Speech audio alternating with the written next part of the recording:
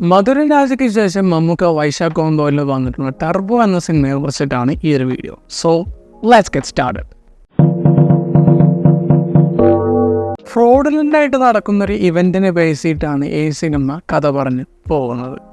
ഇത് ടെക്നിക്കലി അത്യാവശ്യം നല്ല രീതിയിൽ ചെയ്ത് വെച്ചിട്ടുണ്ട്. എന്ന് വെച്ച് കഴിഞ്ഞാൽ നല്ല സിനിമാറ്റോഗ്രഫി ഉണ്ട്, കളർ ഗ്രേഡിങ് കൊള്ളാമായിരുന്നു, ലൈറ്റിങ് രസമുണ്ട്, ഈ വക പരിപാടികൾ രസമാണ്.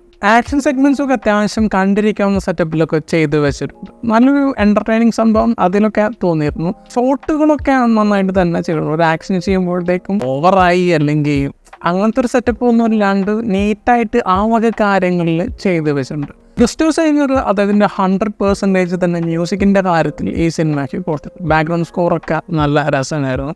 അതിപ്പോൾ ആക്ഷൻ സീനുകളൊക്കെ വരുന്ന സമയത്ത് നല്ലൊരു വൈബിലൊക്കെ അതൊക്കെ ആസ്വദിച്ച് പോകാനൊക്കെ പറ്റിയിരുന്നു. പക്ഷേ സിനിമയുടെ പ്രശ്നം എന്താണെന്ന് വെച്ച് കഴിഞ്ഞാൽ സ്ക്രീൻ പ്ലേ നല്ല ഡബിളാണ്. ആ ഒരു കാര്യത്തിൽ നല്ല ഡ്രോബാക്ക് ഈ സിനിമയ്ക്ക് എനിക്ക് തോന്നിയിരുന്നു. കാരണം പ്ലെയിനായിട്ട് നിൽക്കുന്ന പോലെ അല്ലെങ്കിൽ പ്രത്യേകിച്ചൊന്നും ഫീൽ ചെയ്യാത്തൊരു തരം റൈറ്റിംഗ് ആണ് ഈ സിനിമയിൽ വന്നത്. ആ കൊടുത്ത ത്രെഡ് കൊള്ളാമായിരുന്നു, പക്ഷേ അതങ്ങനെ കാര്യമായിട്ട് ഡെവലപ്പ് ചെയ്യാൻ പറ്റുന്ന ഒരു രീതിയിലൊന്നും ചെയ്തു വെച്ചിട്ടുണ്ട്. പിന്നെ കുറേ സ്ഥിരം റൂട്ടീൻ പരിപാടികളും അങ്ങനെയൊക്കെ വെച്ചിട്ട് ഒരു ഒപ്പിച്ച് വെച്ചിട്ട് എന്തൊക്കെയോ ചെയ്ത പോലെയാണ് എനിക്ക് അതിൽ ഫീൽ ചെയ്തത്.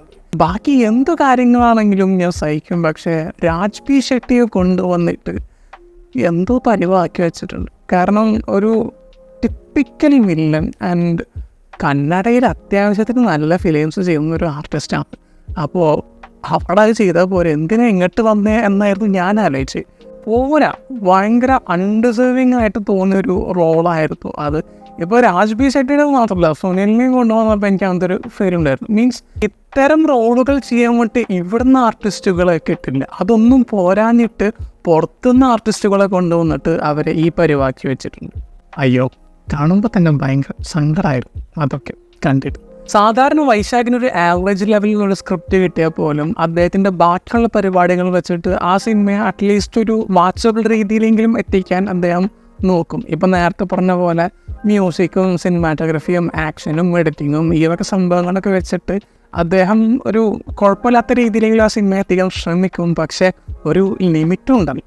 പിന്നെ ഇതിലിപ്പോൾ ഈ പറഞ്ഞ പോലെ സ്ക്രീൻ പ്ലേ ഇത്രയും ഡള്ളായിട്ട് വരുന്നത് കാരണം അദ്ദേഹത്തിന് പ്രത്യേകിച്ച് ഈ സിനിമയെ എലവേറ്റ് ചെയ്യാനായിട്ട് അങ്ങനെയുള്ള കാര്യങ്ങളൊന്നും ഇതിൻ്റെ അകത്തില്ല. അപ്പോൾ പറ്റുന്ന പോലെ ചെയ്തു, പക്ഷേ ഒന്നും ഇല്ല. അതാണ് പ്രശ്നം.